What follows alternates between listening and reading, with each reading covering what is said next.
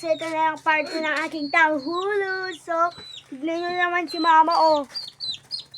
Ayan, panay ano ng asukar, guys. So, mawawalan kami nito ng asukar.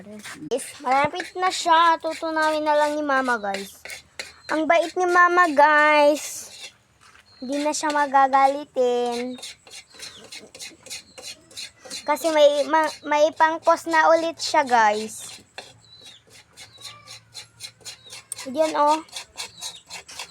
Gawin nyo din to, guys. So, andito na pala yung apple. Tinusok ko na namin kanina. Siyan, oh. So, tapos ito yung malamig na tubig. Ay, malamig talaga. So, yan, guys. Bilisan mo, ma. Tulong ang aking man. Guys, okay na pala. Parang okay na. Hindi pa okay, ma?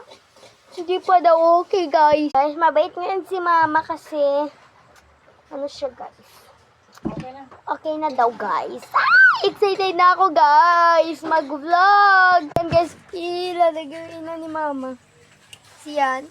I-wait lang, guys. Guys, kukunin ko na. Ay. Yan, guys. Titikman ko na siya. So, ito. Ang happy na, guys. Guys. Ano si mama for the rescue. Yan, guys. Hindi ako sure kung magiging ganyan ba. So, hintayin na lang natin, guys. Lalagay ko to sa rep. Guys, tapos na. For part 3. Bye-bye, guys. Yun lang, guys. Bye-bye. So, see you for part 3. So, kakain muna kami, guys. So, yun lang. Bye-bye.